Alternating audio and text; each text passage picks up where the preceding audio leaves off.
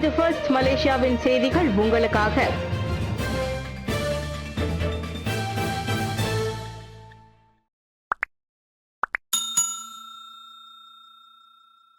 கடந்த ஆண்டு அமைச்சர்களின் வெளிநாட்டு பயணங்களுக்கு 44 மில்லியன் ரிங்கிட் செலவு. கடந்த ஆண்டு அமைச்சரவை உறுப்பினர்கள் 236 வெளிநாட்டு அலுவல் பயணங்களை மேற்கொண்டனர்.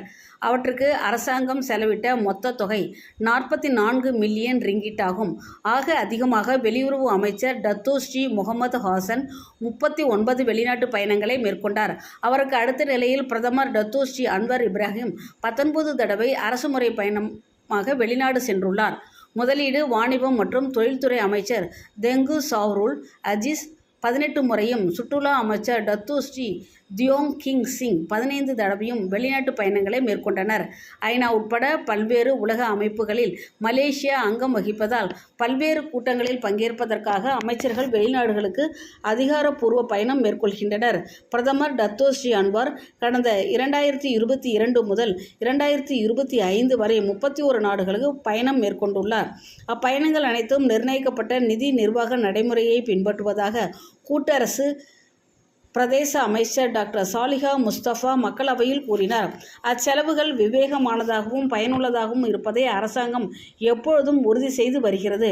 ஒவ்வொரு பயணமும் அரசாங்கத்தின் சிக்கன நடவடிக்கை கொள்கைகளுக்கு ஏற்ப அதிகபட்ச கூடுதல் மதிப்பை அடைய கவனமாக திட்டமிடப்படுவதாக சாலிஹா கூறினார். வாகன பரிசோதனை சேவை உரிமம் வேண்டப்பட்ட நிறுவனங்களுக்கு வழங்கப்பட்டதா? அந்தோனி லோக் மறுப்பு. மோட்டார் வாகன பரிசோதனை மைய சேவையை வழங்கும் உரிமத்தை வேண்டப்பட்ட நிறுவனங்களுக்கு வழங்கியிருப்பதாக கூறப்படுவதை போக்குவரத்து அமைச்சர் அந்தோனி லோக் மறுத்துள்ளார். ஒருவேளை அப்படி நடந்திருந்தால் சம்பந்தப்பட்ட நிறுவனங்களின் பெயர்களை நாங்கள் பகிரங்கமாக அறிவித்திருக்க மாட்டோமே என்றார் அவர். முந்தைய அரசாங்க நிறுவனங்களை அமர்த்தினால் மக்களவையில் கேட்கப்பட்டாலே ஒழிய வெளியில் வாயை திறக்காது. ஆனால் இந்த மடானி அரசு யாரும் கேட்காமலேயே அனைத்தையும் அறிவித்து வெளிப்படைத்தன்மையுடன் நடந்து கொள்வதாக அவர் சொன்னார். புஷ்பகோம் தவிர வாகன பரிசோதனை சேவையை வழங்க மேலும் 3 நிறுவனங்களுக்கு போக்குவரத்து அமைச்சு அங்கீகாரம் வழங்கியதை எதிர்க்கட்சிகள் சர்ச்சையாக்கி இருப்பது குறித்து டிக்டோக்கில் வெளியிட்ட வீடியோவில் அந்தோனி லோக் அவ்வாறு கூறினார். வாகன பரிசோதனை சேவையை வழங்க இப்புதிய நிறுவனங்களுக்கு அரசாங்கம் எந்த ஒரு நிதி உதவியையும் வழங்கவில்லை என்றார் அவர். குத்தகையையும் உரிமத்தையும் எதிர்க்கட்சிகள் குழப்பிக் கொள்வதாக அமைச்சர் சாடினார்.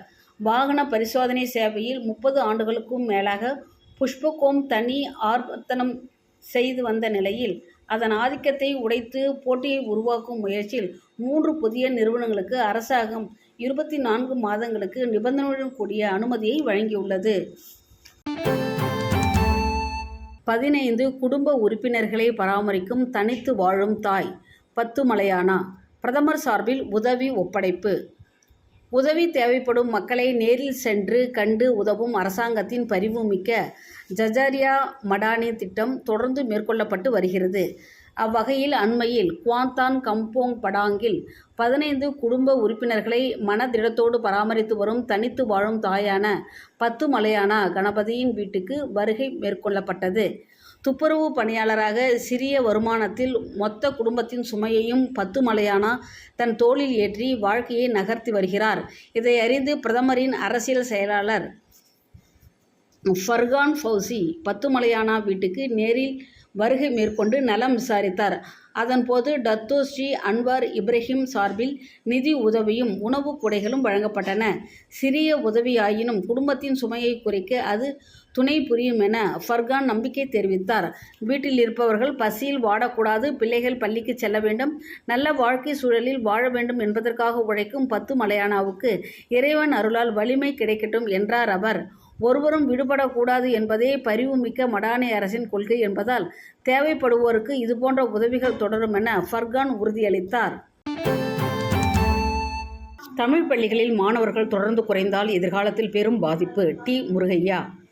நாடு முழுவதும் தமிழ் பள்ளிகளில் மாணவர் எண்ணிக்கை தொடர்ந்து குறைந்து வருவது கவலையை ஏற்படுத்தி வருவதோடு இந்த நிலைமை தொடர்ந்தால் தமிழ் கல்வி மற்றும் தமிழ் பள்ளிகளின் எதிர்காலத்திற்கு பெரும் பாதிப்பு ஏற்படலாம் என மஇகவின் உதவி தலைவரும் முன்னாள் துணை அமைச்சருமான டத்தோ டி. முருகையா தெரிவித்துள்ளார். இந்த பிரச்சினை உடனடியாக தீர்க்கப்படாவிட்டால் தமிழ் கல்வி முறை பலவீனமாகும் மற்றும் மலேசியாவில் தமிழ் மொழியின் பயன்பாடு குறைந்துவிடும் என்றும் அவர் குறிப்பிட்டிருக்கின்றார். இன்று பல தமிழ் பள்ளிகள் கல்வி மற்றும் புறப்பாட நடவடிக்கைகளில் சிறந்து விளங்குகின்றன. தமிழ் பள்ளிகளில் பணியாற்றும் ஆசிரியர்களும் தலைமை ஆசிரியர்களும் சமூக உணர்வோடு நமது மாணவர்களின் கற்றல் கற்பித்தல் துறையில் சிறந்து விளங்குவதற்கு தீவிர முயற்சியை மேற்கொண்டு வருகின்றனர். இந்த வேளையில் பிள்ளைகளை தமிழ் பள்ளியில் சேர்ப்பதற்கு பெற்றோர்களை ஊக்குவிப்பதற்கு சமூக தலைவர்கள், அரசியல் கட்சிகள் உட்பட தன்னார்வ அமைப்புகளும் விழிப்புணர்வு பிரச்சாரத்தை நடத்த வேண்டும் என்றும் டத்தோ முருகையா வெளியிட்ட அறிக்கையில் கேட்டுக்கொண்டார். வெள்ளரிக்காயின் நுனி பகுதியை நாசி லெமாக்கில் வைத்து விற்பதா? கடுப்பான வாடிக்கையாளர். நெகிரி செம்பிலானில் உள்ள ஒரு சிறு பட்டணத்தில் கடையில் இருந்து நாசி லெமாக் வாங்கிய வாடிக்கையாளர் அதில் வெள்ளரிக்காயின் நுனிப்பகுதி சிறு துண்டாக வைக்கப்பட்டு இருந்தது கண்டு கொதித்து போயிருக்கிறார். பசிக்கிறதே என நாசி லெமாக் வாங்கினேன். அதில் நெத்திலி இல்லை, பரவாயில்லை. கச்சான் இல்லை, பரவாயில்லை. நான் கோபப்பட மாட்டேன். ஆனால் இப்படித்தான் வெள்ளரிக்காயின் நுனி பகுதியை வைப்பதா என அவர் கேள்வி எழுப்பினார். கோபமடைந்தாலும் அனாகாயாங் 82 என்ற டிக்டாக் கணக்கில் அப்பெண் பதிவேற்றிய வீடியோவை வலைதளவாசிகளின் சிரிப்பை வரவழைத்தது. நெகிரி செம்பிலான் வட்டார வழக்கில் சற்று நகைச்சுவை கலந்த தோரணையில் அவர் பேச்சு இருப்பது அதற்கு காரணம். வெள்ளரிக்காய் முடிந்துவிட்டால் இப்படித்தான் நுனி பகுதியை வைப்பீர்களா என கேள்வி எழுப்பிய அவ்வாடிக்கையாளர், வியாபாரம் செய்பவர்கள் கொஞ்சமாவது மனசாட்சியோடு நடந்து கொள்ளுங்களேன் என்றார். வலைதளவாசிகளும் நகைச்சுவையாக கருத்துக்களை பதிவிட்டு வருகின்றனர். வழக்கமாக வெள்ளரிக்காயின் நுனி பகுதியை வெட்டி வீசி விடுவோம். ஆனால் அதனை கஞ்சத்தனமாக நாசி லெமாக்குடன் வைத்து விற்கலாம் என்பது இப்பொழுதுதான் தெரிகிறது என ஒருவர் பதிவிட்டது கவனத்தை ஈர்த்தது. இச்சவுக்கிட்டில் அசுத்தமான அடுக்குமாடி குடியிருப்பில் 124 கள்ள குடியேறிகள் கைது. கோலாலம்பூர் இச்சவுக்கிட் ஜலான் ஹஜி உசைன் சாலையில் மேற்கொள்ளப்பட்ட ஓப்ஸ் குட்டிப் சோதனை நடவடிக்கையில் 124 கள்ள குடியேறிகள் கைதாகினர். வெளிநாட்டவர்களின் முகாமாக இருக்கும் அங்குள்ள 14 மாடி பழைய அடுக்குமாடி குடியிருப்பில் அச்சோதனை மேற்கொள்ளப்பட்டது. அப்பகுதியில் கள்ள குடியேறிகளின் நடமாட்டம் குறித்து பொதுமக்கள் கொடுத்த புகாரை அடுத்து அச்சோதனை நடத்தப்பட்டதாக கோலாலம்பூர் குடிநுழைவுத்துறையின் இயக்குனர் வான் முகமது சுஃபி கூறினார். அதிகாரிகள் வருவதை கண்டதும் பலர் தப்பியோட முயன்றனர். சிலர் கூரையில் ஒளிந்து கொண்டனர். என்றாலும் எந்த அசம்பாவிதமும் ஏற்படாமல் கைது நடவடிக்கை மேற்கொள்ளப்பட்டது.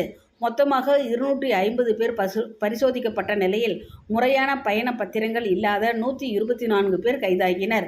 அவர்களில் 84 பேர் இந்தோனேஷியர்கள், 17 பேர் வங்காளதேசிகள், எஞ்சியவர்கள் மியான்மர், நேபாளம், பாகிஸ்தான் மற்றும் இந்திய பிரஜைகள் ஆவர். அந்த பழைய அடுக்குமாடி குடியிருப்பு பார்ப்பதற்கே அலங்கோலமாகவும் அசுத்தமாகவும் ஒரே குப்பக்கூலமாகவும் காட்சியளிக்கிறது. இதனால் சுற்றுப்புற மக்களுக்கு தான் சுகாதார கேடு என அச்சம் நிலவுகிறது. மாற்றி அமைக்கப்பட்ட ஒரு வீட்டில் 23 பேர் நெரிசலில் வசித்து வருகின்றனர். 800 முதல் 2200 ரிங்கிட் வரையிலான வீட்டு வாடகையை தங்களுக்குள் அவர்கள் பகிர்ந்து கொள்வதும் தெரியவந்தது. கூனோங் ஜாசாரில் காயமடைந்த நெதர்லாந்து மலையேறி மீட்கப்பட்டார். பஹாங்கில் நேற்று ஜாசர் மலையேறிய போது காயமடைந்த நெதர்லாந்தை சேர்ந்த 51 வயதுடைய பெண் மலையேறியை தேடும் மற்றும் மீட்பு குழுவினர் கண்டுபிடித்ததோடு அவருக்கு முன்னோடி சிகிச்சையை வழங்கினர். மீட்பு பணிக்கு நடவடிக்கை அதிகாரி வான் முகமத் பெய்ஸ் வான் அஸ்ரி மற்றும் கேமரன் மலை தீயணைப்பு மீட்பு நிலையத்தின் 8 உறுப்பினர்களும் காவல்துறையினரும் தலைமையேற்றதாக பஹாங் தீயணைப்பு மற்றும் மீட்புத்துறையின் பொது உறவு அதிகாரி சுட்பட்லி சகாரியா தெரிவித்தார். 3 மணி நேரத்திற்கு பின் சம்பவம் நிகழ்ந்த இடத்திற்கு தேடும் மற்றும் மீட்பு குழுவினர் சென்றடைந்தனர். பாதிக்கப்பட்ட பெண் முழங்காலில் காயம் ஏற்பட்டதால் ஸ்ட்ரெச்சரை பயன்படுத்தி கீழே கொண்டு செல்வதற்கு முன்பு லோயர் ஸ்பிளிண்ட் சிகிச்சை அளிக்கப்பட்டது. தொடர்ந்து சிகிச்சை பெறுவதற்காக சுகாதார அமைச்சரிடம் அப்பெண் ஒப்படைக்கப்பட்டார். வெளிநாட்டு சுற்றுலா பயணிகள் உட்பட மலையேறும் நடவடிக்கையில் ஈடுபடுவோர் அதிகாரிகளின் ஆலோசனைக்கு ஏற்ப மிகவும் கவனமாகவும் மற்றும் முன்னேற்பாட்டு நடவடிக்கைக்கும் தயாராக இருக்க வேண்டும் என கேட்டுக்கொள்ளப்பட்டனர். சட்டவிரோத சோதனையில் மிரட்டி பணம் பறித்த அதிகாரிகள். போலீஸ் விசாரணை. நிர்ணயிக்கப்பட்ட நடவடிக்கை விதிமுறைகளை பின்பற்றாமல் சோதனை நடத்தி மிரட்டி பணம் பறித்ததாக கூறப்படும் புகார்கள் குறித்து தனது அதிகாரிகளுக்கு எதிராக போலீசார் விசாரணை நடத்தி வருகின்றனர்.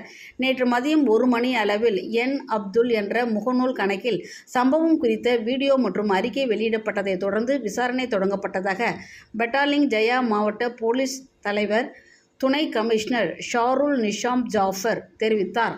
மேலும் மாவட்ட போலீஸ் தலைமையகத்தின் போதைப்பொருள் குற்ற புலனாய்வு பிரிவை சேர்ந்த 4 அதிகாரிகள் அந்த இடத்தில் சோதனையை நடத்தியிருப்பது வீடியோவில் பதிவாகி இருப்பதும் உறுதி செய்யப்பட்டுள்ளது. பட்டாலிங் ஜயா ஃபெலங்கி டமன்சாராவில் ஆப்ஸ் டேபிஸ் நடவடிக்கையில் கடந்த ஆண்டு அக்டோபர் 10ஆம் தேதி இந்த சோதனை நடத்தப்பட்டிருப்பது உறுதிப்படுத்தப்பட்டுள்ளது.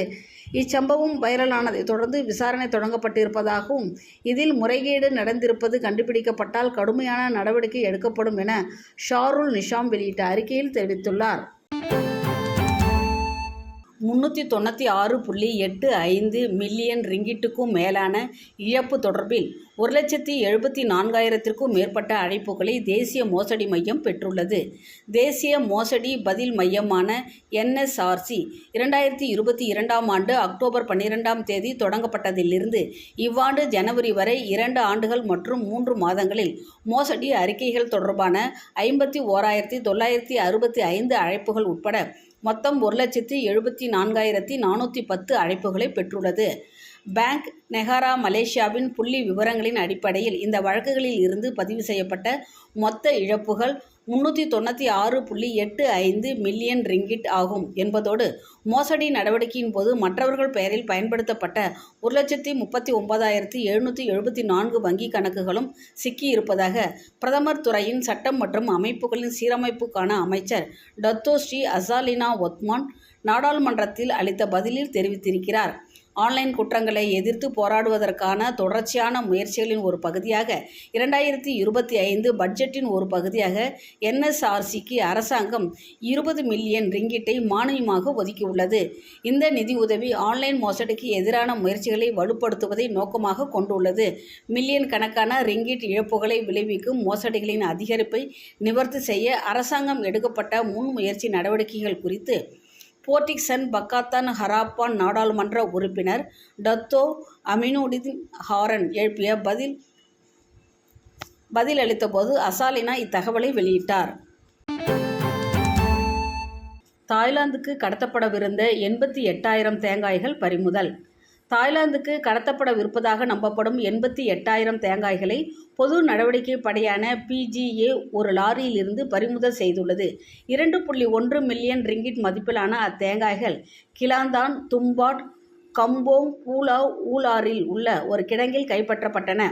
ஓப்ஸ் டேரிங் வாவாசன் சோதனையில் அவை பறிமுதல் செய்யப்பட்டதாக PGA தென்கிழக்கு மண்டல பிரிவு கமாண்டர் டத்தோ நிக்ரோஸ் அசான் நிக் அப்துல் ஹமீத் கூறினார். அந்த சேமிப்பு கிடங்குக்கு முறையான தேங்காய் கொள்முதலுக்கான உரிமமோ ஆவணங்களோ இல்லை என கண்டறியப்பட்டது. இதையடுத்து தேங்காய் கையிருப்பை தாய்லாந்துக்கு அனுப்பும் பணியில் இருந்த 26 முதல் 43 வயது ஆடவர்கள் 5 பேர் கைது செய்யப்பட்டனர். பறிமுதல் செய்யப்பட்ட தேங்காய்களும் சந்தேக நபர்களும் மேல் நடவடிக்கைக்காக ஃபார்மா கொண்டு செல்லப்பட்டதாக தெரிவிக்கப்பட்டது. 1965ஆம் ஆண்டு ஃபார்மா சட்டத்தின் கீழ் அச்சம்பவம் விசாரிக்கப்படுகிறது. தாய்லாந்துக்கு கடத்தப்படவிருந்த 88,000 தேங்காய்கள் பறிமுதல். தாய்லாந்துக்கு கடத்தப்படவிருப்பதாக நம்பப்படும் 88,000 தேங்காய்களை பொது நடவடிக்கை படையான PGA ஒரு லாரியில் இருந்து பறிமுதல் செய்துள்ளது.